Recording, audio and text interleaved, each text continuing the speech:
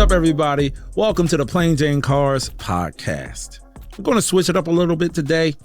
I want to talk about the podcast journey. This is around our 20th episode. This is the 15th episode in studio. I think it's around our 20th or 21st actual podcast episode attempt.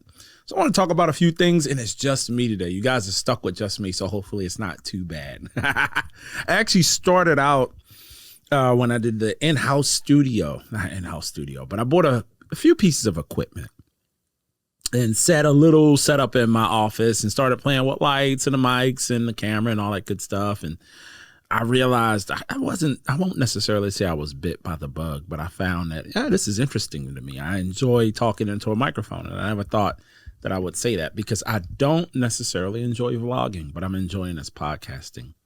And something that I meant to mention, I forgot to mention, is that I just had some dental work done. And for some reason, I thought it would be a good idea to, right after going to the dentist and having half of my face numbed, to record a podcast. And it's not a good idea. So this is going to be a brief episode. I still wanted to get in the studio and, get some content out. But if you hear me like slurping, it's because my mouth is still half numb. But anyway, back to the podcast journey.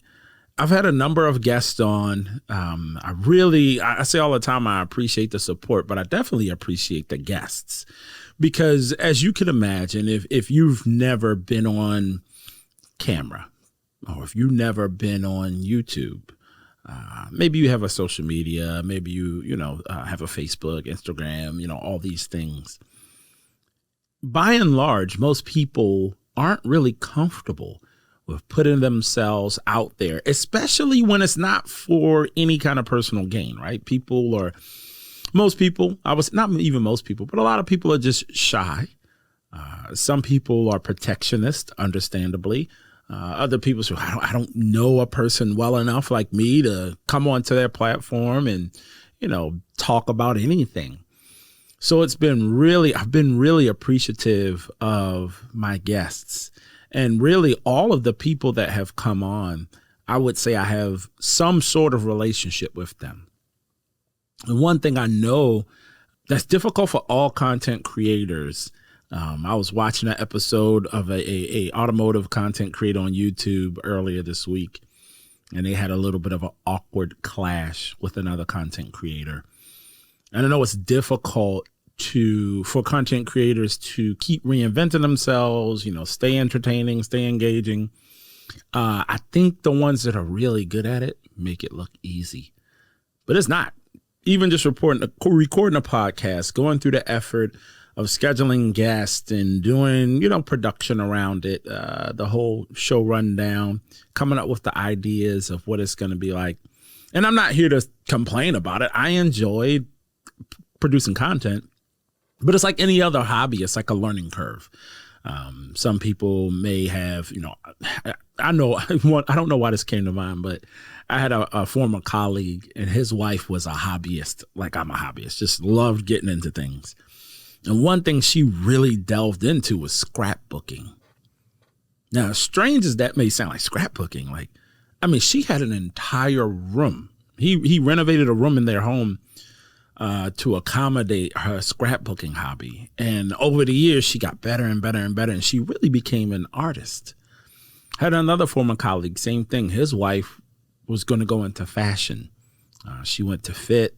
She did all the things. And she just became an artist. She's actually published a couple of books on Amazon and actually came out with a few adult coloring books. I don't know if to be familiar to everybody, but my point in bringing that up is even as a creative or somebody that's looking for a creative outlet, you learn, you get better, you find ways to improve at what you're doing, even though it's a hobby. And I consider myself doing the same thing. Interestingly enough, I find myself improving, getting better. I got feedback from somebody because I'll be honest, you don't know who's watching, right? That's the one thing that is interesting about putting yourself out there on YouTube, Instagram, or anything else, right? You're putting yourself, people judge you without putting yourself out there. But when you put yourself out there and, people know what you are and they can kind of Google you or, search you on YouTube. Man, it can be, you have to be okay with being vulnerable. You have to be okay with people walking up to you and giving you feedback. You have to be okay with people saying things on social media that can be construed as negative or trolling. And I am comfortable with that, evidently. But I got some feedback from somebody and they have watched my entire journey. I didn't realize that, right? And they were just like, I love your growth. And I was like, growth? What do you mean? I didn't, I'm thinking like, for me, I didn't really look at it as growing because it's a hobby. I have no ulterior motives. I never plan to monetize anything that I do creatively through YouTube or through podcasting at all. It's just something to keep my head clear and, fill a little time. And it's fun for me. It's just fun. Something I enjoy doing. So I asked him like, well, what do you mean by my growth? He said, I like the way that you have learned to talk to and connect with your audience. I was like, what? Like, what do you mean? And not what, first of all, I said, thank you. I didn't say what, but in the back of my mind, I was like, man, I probably need to do a better. I need to focus more on my audience is what I started thinking, because everything I do when it comes to creating content is because I think it would be fun. It's for personal enjoyment. It's because like my daughter said one time with the podcast, I like spending time with my daughter. She likes cars. I like cars. So we talk about them. And I think sharing those conversations, I found something interesting about doing that on a podcast or doing it on YouTube. It just seemed like it'd be another layer because we can go back. It's kind of like our scrapbook. It's kind of like my scrapbook, building the M4, now building the 240 and documenting that. It's kind of like a scrapbook. And, but maybe I'll try now, now that I realize as small as the audience may be, I do have an audience. And I thank those people that are my audience. I really appreciate the DMs and the text messages when an episode comes out, and just people. I'm sure not every episode that I've done, especially with the podcast, has been engaging for everybody and been interesting for everybody. I'm sure sometimes you only get 5, 7, 8 minutes through it. But the fact that people check in on it and the fact that people listen to it, I think is cool. So I say it all the time, but I want to say it because I mean it. Thank you. And I've heard YouTubers say that before. I wouldn't be able to do this without you guys. I can sense now more why they feel the level of gratitude that they do. Because there's so many choices.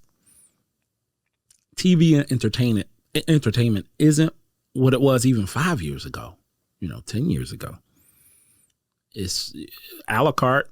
People pick what they want to watch. And if anybody spends any amount of time, especially with the short attention spans that everybody has now, if anybody spends any amount of time, it means something, especially that core audience. And I would name my core audience, but I don't really know everybody. So I don't want to leave anybody out. But the core audience knows who they are. Thank you for the ideas, for the feedback. I will probably keep going just because it's fun for me. But I'm definitely going to try to step it up a little bit. Not that I don't think I've been slouching, but really try to focus some of my efforts on the audience. And making it a little bit less about me and a little bit less about what I think is fun, and maybe talk about some things that may be interesting and fun to the audience. And I think about letting you guys a little bit in on who I am. Like for years, I never used my name. I never said Charles. Never really introduced myself as Charles. And it's not because any other reason that I just didn't feel I don't let people get close to me. It's just how I am as a person. It's like, hey, you cool, we car, I'm gonna show up at a meet, whatever. We not friends. We don't have to act like we're friends. We don't have to act like we're close. I like your car, you like my car, that's good. Yeah. But I think there's, of course there's more to me than just the car, and more to me than plain Jane.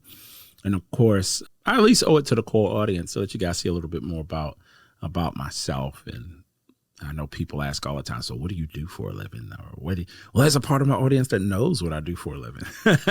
So it's no secret. Or what are your beliefs? It's a part of my audience, big part of my audience that knows what my beliefs are. And there's a part of my audience that understands why I'm doing what I'm doing. But I'm going to try to be a little bit more informative to the whole audience and give you guys a little bit more of who I am. I'm going to start that with this whole drifting thing, and I'm just going to talk a bit about that. And I think, I may vent a little bit, but I'm not going to vent too much. Building this 240 or putting the 240 together is so fun. I've learned about myself in this process because I enjoy that. I actually enjoy. I don't enjoy the stuff after. The weird thing, right? So let me reference the M4. The process of building it, and now I realize why I changed it, and I changed it again, and rewrapped it twice, and changed wheels. Well, I attempted to change wheels 3 times, but we're still stuck at 2. Hopefully, we get the 3rd set. The reason why I did that is because I enjoy the build. I enjoy the process. The whole showing the car or showing the car off, essentially, I don't really enjoy that. That is a little awkward to me. You can ask friends, like people in the car community. I am known to drop my car off and I'll leave. I'm not the type of guy to have the chair sitting behind my car. And you will catch me doing that, right? End of a car show, 12-hour day, I'm tired, I will sit there. But generally speaking, I find that part a little bit less attractive than the just behind the scenes stuff. The building the car part to me is fun. One of the things that I do enjoy might be a bit devious, and it's hearing people's opinions. I love triggering people building cars. I remember the first time I told somebody what I was going to do to the M4, I was going to change it. I love the dude, good guy. He's not a purist. He modifies his BMWs, but he probably wouldn't go as far as I would. So I told him when I first saw forged carbon on Hussein's Performante, I didn't even know what it was. I was like, what is that? That's kind of cool looking. And Hussein told me what it was, and I started looking for, I've told this story before, but I started looking for ways to find that for my car. And I said it to some guys at a meet. We were just eating burgers, quick little meet and greet with the BMW guys. And one guy said, well, that's going to look terrible. That stuff only looks good on exotic cars. He's like, dude, you're crazy. I ordered the stuff that night. It's just how I am. And that wasn't the last time that I did something to the car and a person shared their opinion. I enjoy it. So please feel free to keep sharing your opinions on how I'm building the 240. I just posted on Instagram the other day a set of wheels that I bought that are dope. There are no two ways about it. Even if you're not a car person, when you see these wheels, you're like, oh, I get it. It's like that. It's like one of those. I mean, you see certain things in life, like you see a nice piece of jewelry, a nice handbag, a nice garden, a beautiful scene, Bahamian waters, like Hawaiian water, like blue water, like, well, everybody agrees. It's just beautiful. It's not like a debate like, oh, I don't like clear water. Or I don't like, beautiful, a beautifully decorated home. Now, everybody has different tastes, but nice is nice. Pretty is pretty. These wheels are nice. These wheels are pretty. And I got some responses like, man, you ain't even learned how to drift yet. Why you getting those wheels? Your driving better match those wheels. Like, you got those nice wheels. Shut up.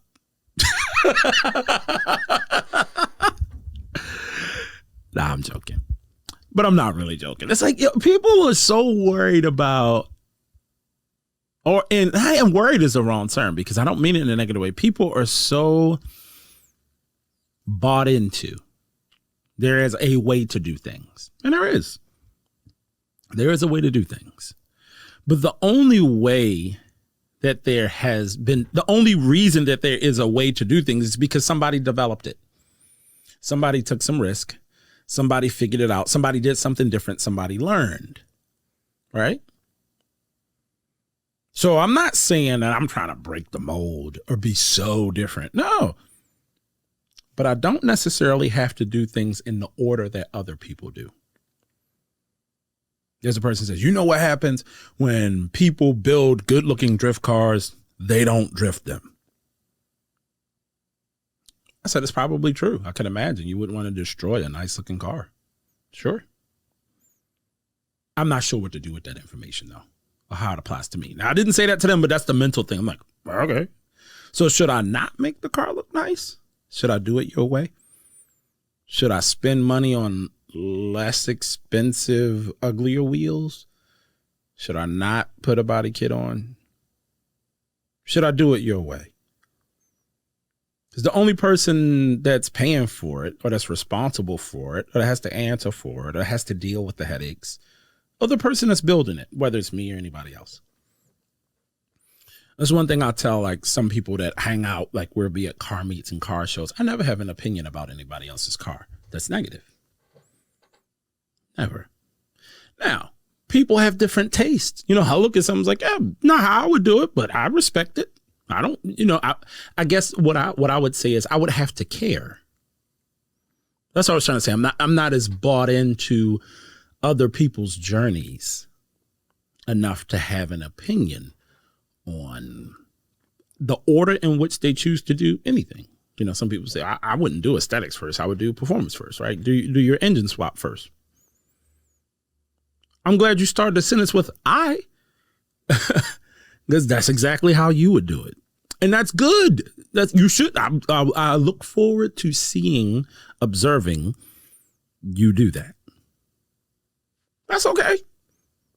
And it's maybe give you guys a little insight into, again, how I think. I enjoy, but I don't want anybody to take this as negative either. Like, I actually enjoy hearing, because I guess devious was probably the wrong word to use, but I do enjoy not doing things the way everybody else does, because there is a big portion of my life that I do assimilate.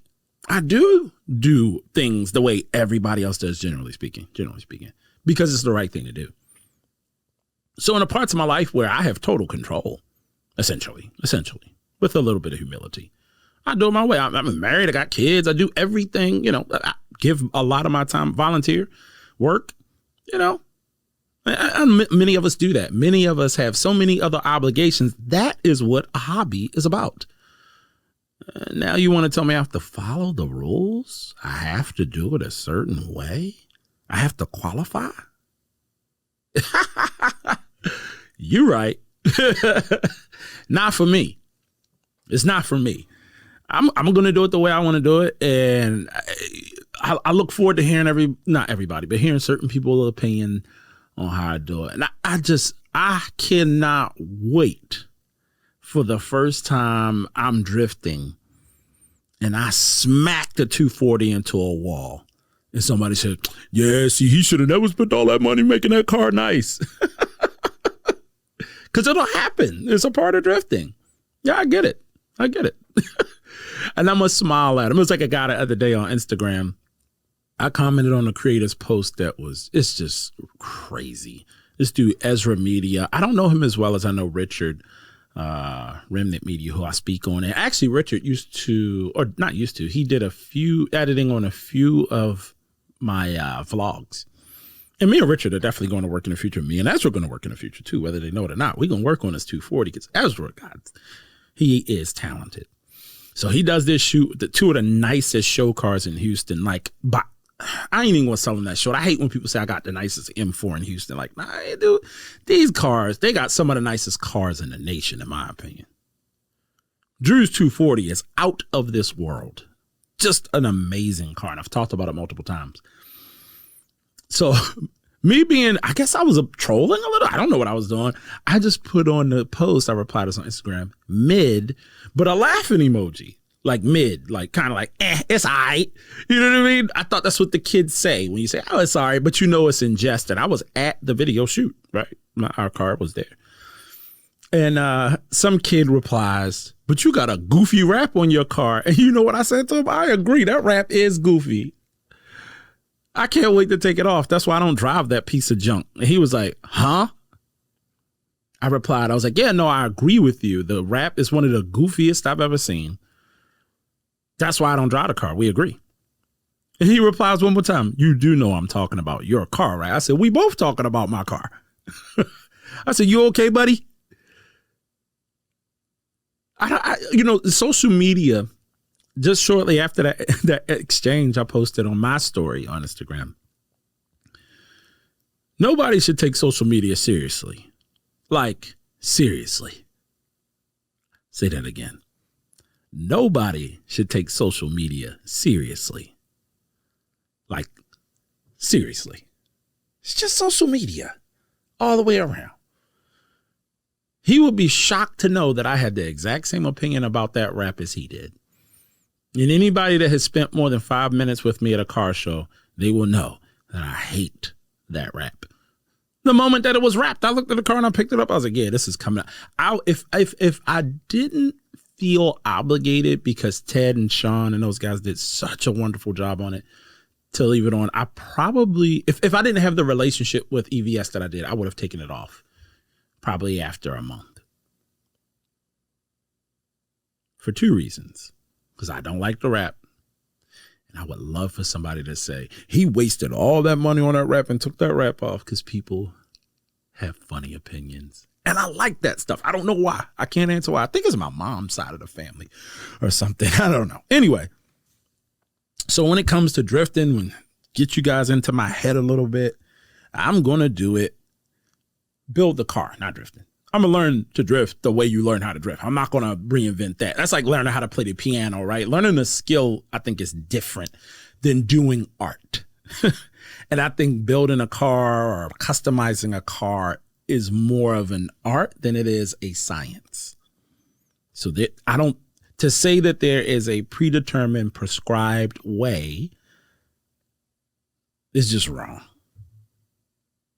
And I think if you look at anybody, Chip Foose going back 20 years ago, I mean, you can name all the popular car builders, Rob Dom, everybody, Cletus, Stratman, Didi, just on and on and on. From YouTube creators to real deal car builders, they never are finished with the car.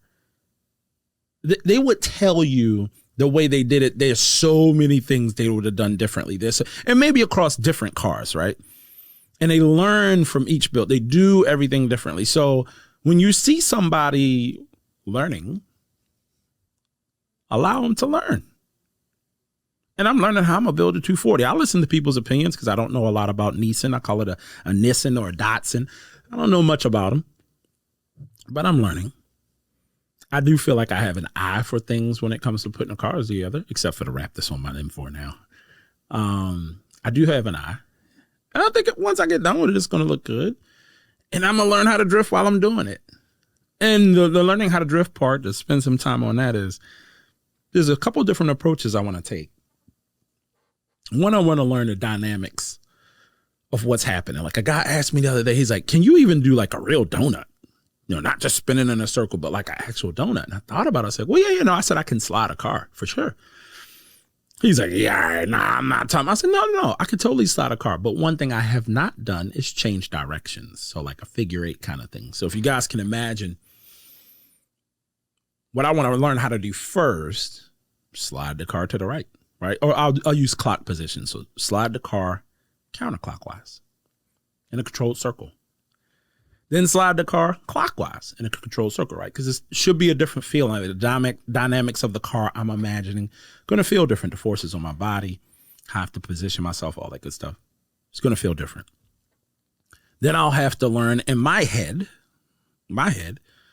how to change directions going one way. So say going to the left, or the slide is on my side, the driver's side, right? I got the wheel locked that way. And then the opposite way.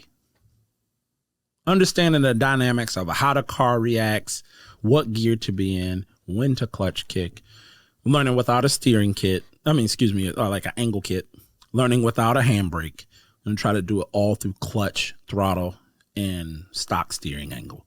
That's the most difficult, is what I'm hearing. And as you layer in those other tools, as you get proficient at controlling the car with the factory or OEM stuff, once you add those other things on, like cut knuckles or the ability to increase steering angle for non-car people, which helps you to drift if you know how to do drift. As you add those tools, you become even more proficient. So I don't think I'm going to document learning how to drift. And at first I was going to, because I thought it would make good content. I thought it'd be pretty fun to see me mess up, victories, learn, go every step of the way I've seen other creators do it. I'm like, yeah, it might be entertaining because it's what I want to do. But I'm actually not going to do that, because I think the way that I'm going to learn may be different. I don't care to hear people's opinions about me, how I learn, because I think you should let people learn. So I think I am going to show myself drifting, but by the time I show it on YouTube, I probably will be comfortable what I can do in a car. Not that I'm uncomfortable with, because I know what I can do, right? And I would show that on YouTube. But I don't care to show the process. And that's what I'm thinking about drifting. I think also too, I probably will post a little bit less about it, and probably will talk a little less about it, because I understand that community is a very tight knit community. And a guy walking into it like me, older, appears to have money, can trigger people in that community. I don't want to be that guy. Even if I am that guy, I don't want to be that guy. I genuinely want to learn how to drift. I really want to actually do it. Not to make friends or anything like that. It's just because my daughter likes it. And now it seems entertaining to me. It's like a new challenge. It's a new, I'm sure I'm going to grow through the experience of learning how to drift. And that's what's attractive to me about it. Nothing else. It's the learning part. I like learning. I may have mentioned this on a previous podcast. I started gardening this year. I put together a garden, and I'm not going to go into why I did it, but I wanted to learn. And I did this deep dive on soil compositions. What times of year, what climate zone? Do you know what climate zone you live in? I didn't. Not until I started gardening. And there's some people say, of course I know, right? There's some people that will know that. I don't think that is just, by and large, everybody knows, I live in 8B. I live in, 7C. Yeah, well, I don't know. Yeah, but I know that now. I know about, nitrogen, phosphate, and potassium. Like all those things I learned through gardening. And I'm not saying I'm a successful farmer either, but I grew some vegetables and it was fun. And I've been bitten by that bug. And as a person, I enjoy learning. What I did realize in gardening is I didn't have anybody saying, the first person that told me, you put too many vegetables too close together, it made me laugh. You overcrowded the garden. I'm like, okay. I said, well, it's my first time I'm learning. Yeah, well, see, the thing is about that is the seeds were already in the ground. The starts were already in the ground. The things were already growing. So I wanted to ask him, but I didn't. What's going to happen? Everything I planted grew and produced. So I'm still not sure what they meant, but I think there are rules of thumb when it comes to that. Like certain plants will do better with this amount of space. Doesn't guarantee that it's going to be successful and produce, though. It's just a rule of thumb. But I enjoy learning. So I look at drifting the same way. And I think for my learning process personally, I'm going to close out the noise of people that will tell me what I'm doing wrong and start focusing on the people that are willing to help me and teach me how to do what's right. There's a trick to that in life too. Everybody can pick out the negative stuff. Not everybody, a lot of people. Most of us are probably more naturally used to that, or it just comes natural to us to see negative stuff, right? Bad experiences stick. It takes people with teacher nature to look for like this person has potential, right? Or no, instead of saying, oh, you're doing this wrong, say, hey, you're doing this right. Try this and try that. Comes across so differently. Now, some people say, man, hey, look, I ain't got time for that. Totally agree. That's fine. And everybody learns differently. Everybody has a different level of sensitivity and all that kind of different stuff. And it's not that I'm sensitive. I am, but I'm not overly sensitive, just normal. I'm going to learn the way I want to learn. And I'm going to learn from the people that are willing to teach me. And I'm past the, what's that word called? I can't think of it. Like hazing. I don't want to be a part of y'all drift community. Y'all ain't got to haze me. I go into an empty parking lot somewhere and drift. I don't care. I pay my entry fee and drift. I don't need to hang out with anybody, be accepted by anybody. I'm not saying that to be tough. It's just true. It's like, I'm not going to do it everybody's way. I bet you there's 2 or 3 people that's going to think it's cool. And those people live with me and they're my family. So that's good enough for me. So that's a little insight into how I am as a person. Give you guys a little bit more of who I am as an individual. A couple things just to recap what we talked about today. And some things that I want to do is really show you more of who I am as an individual. I don't want to become a meme or a character for the podcast or for YouTube or anything like that. That's why the intro is a little bit different, even though I do like my intro. Just switch it up a little bit. But and also wanted to show you how I think a little bit. You know what I mean? Like I care what people feel and think about 99.9% of my life and how I interact with them, how I make them feel and all that good stuff. But everybody deserves some portion of their life where they get to be creative. And they don't have to, they should care, because I can't be reckless, obviously, for a lot of reasons. And I'm not going to be reckless. But when it comes to like the wheels I put on my car, not sure why anybody would care. But I am flattered that people do, if that makes sense. So I guess it's 2 sides to that coin. And lastly, I'm probably going to try to focus on creating more content for the audience. Hopefully you guys can see that. It'll be an interesting challenge for myself because I haven't done that yet. I have only made content about stuff that I think is cool and that I think would be fun. And really scrapbooking, making videos for my dad because he loves building cars and that's who I grew up learning from, and putting them on YouTube and him watching them. And then the phone call I get from him excitedly talking about those things. That's why I do it.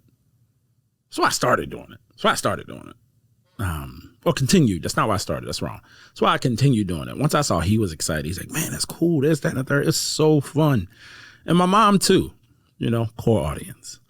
But that being the case, I've never focused on the audience, and I'm going to focus on what I think is my audience and making some content for the audience. So it'll be an interesting thing to learn how to do, and an interesting challenge I'm looking forward to. And then lastly, probably done with the personal drift talk. And I'm probably not going to document the build of the 240 on YouTube. Probably just going to do a video when it's done. Not going to document drifting, learning how to drift. This is probably not something that I didn't document gardening, if that makes sense. Even though it's a car thing and I'm plain Jane cars, I'm putting it in the gardening bucket. Every now and then I would share a story on Instagram because I was so excited about the garden. And I show that side of me on Instagram, the personal stuff every now and then. I think that's about where the drifting is going to go now. It's just going to go in the gardening bucket. And every now and then I might show something, but it's not going to be like a playlist on a channel like I thought it was at one time, because I can see that there's nothing in it for me to share that part. And I don't think there's an audience that wants to see it, to be honest with you. When I'm talking about creating content for an audience, people don't want to watch me learn how to drift. And I get that. This was fun. I must say, I was worried. I'm like, I haven't done a podcast by myself since I started. Listening to my own voice, even for 30 seconds for myself, it's like literally nails on a chalkboard. So if you made it this far, send me a message. You can send me a message via plain _ Jane M4 on Instagram. DM me a message. You get a $50 gift card to Amazon. I'll say it again. If you made it this far in the podcast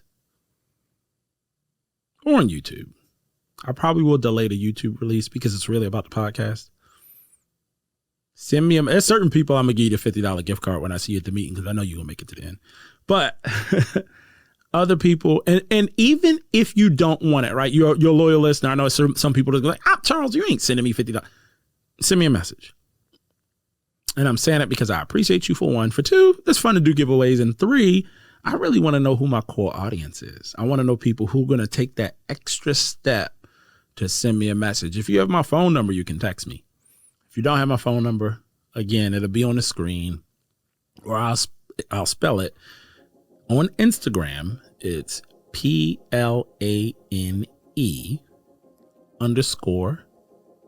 _JANE M as in Mary in the numeral or the digit 4. Look that up on Instagram. Send me a message on Instagram. Said I made it to the end, and I will send you or give you a $50 Amazon gift card. I appreciate you guys. We'll see you in the next episode. Peace.